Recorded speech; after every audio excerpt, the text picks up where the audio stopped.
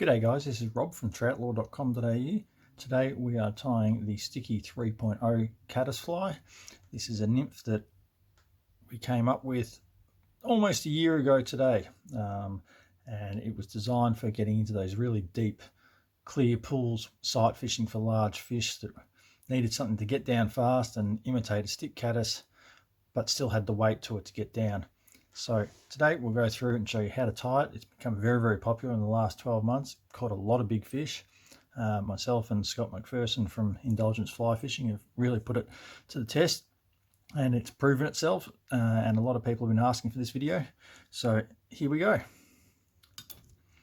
We're going to start with an Ahrex FW560 hook in a size 14. Now, you can tie them bigger, you can tie them smaller. If you use a bigger hook, 12 is as big as I would go.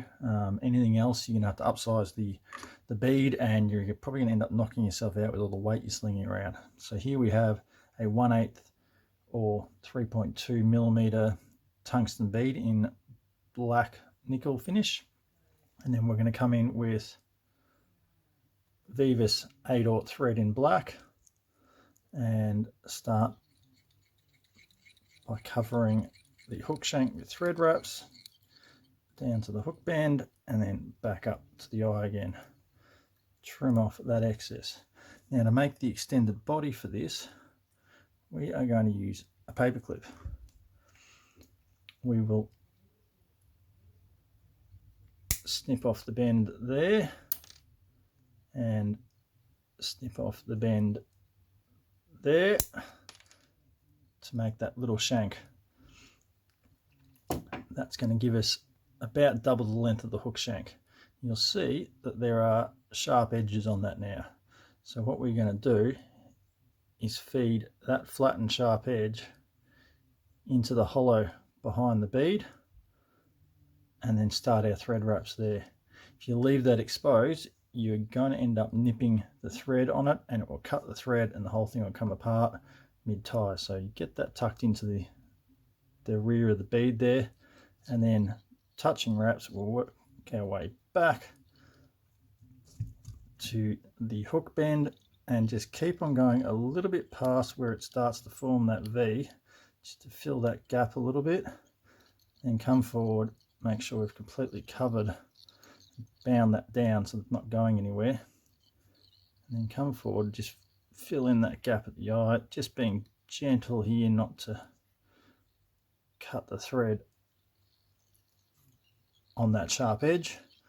Then we come back down to the hook bend again and take one wrap around the hook shank so that our thread is on the other side.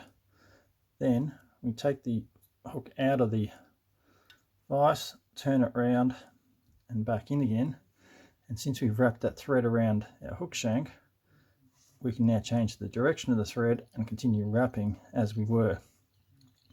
And just fairly open wraps down to the end, careful not to hit that sharp edge, and then open wraps again back down towards the bend of the hook. That lays a basis thread, and then you can run once more down to the end with slightly closer wraps. Now we'll take some thin yellow foam, 2mm foam, and we'll cut it into about a 3mm wide strip. Nothing fancy. That's going to just extend about 2mm beyond the end of that tip. 2 or 3 mils, a couple of loose wraps, bind that on, and then a couple of wraps back. Then we can just trim that off. Now if we turn that sideways, you can see you've got that little flaring foam there. Some figure 8 wraps over that, and then bind down all that foam, leaving just that tag end out the back. Now for the fun part, we need to dub this whole body. For that we have the Indulgent Caddis dub. This was a dubbing blend that myself and Scottie came up with together after many different variations. It was trying to imitate a dubbing that he had sitting in his desk for years and was almost out of. And it's horrible stuff to work with. So I do recommend some good wax like Overton's Wonder Wax, and coat your thread with that.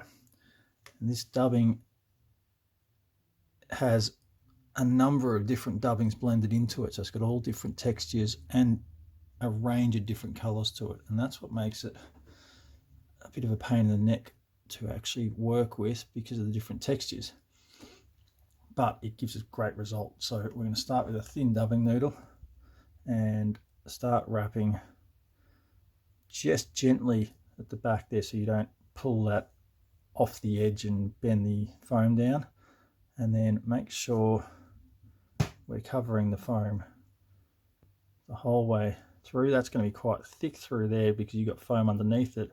So the next section you're going to need to apply additional dubbing to maintain that thickness. So we're going to go down to the bend and then work our way back up. Do another bit more dubbing wax, some more dubbing coming in.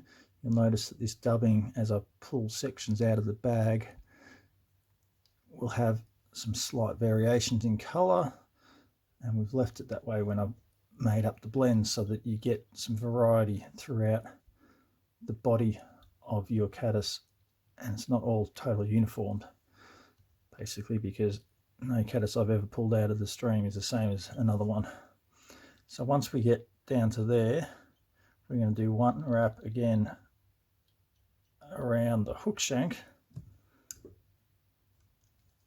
pull our hook out, turn it around, and then we change the direction of the thread so we can continue wrapping up the body.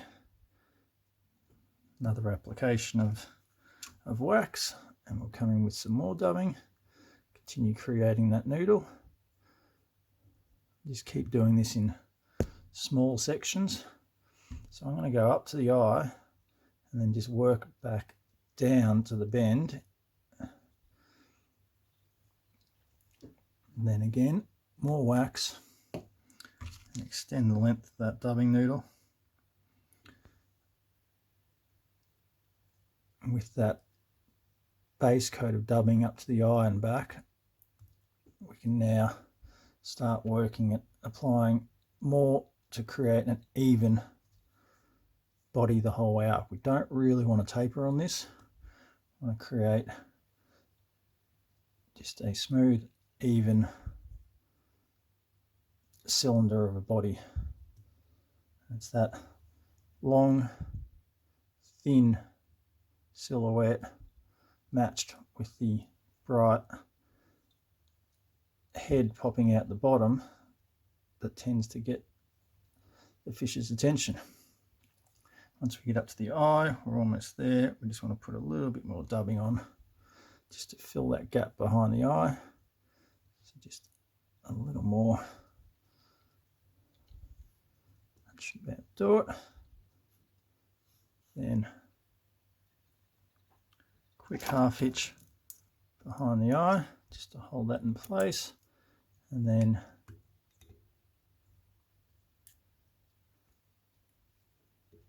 a couple of 3 or 4 turn whip finishes. So that's not going anywhere. Trim our thread off, and we'll take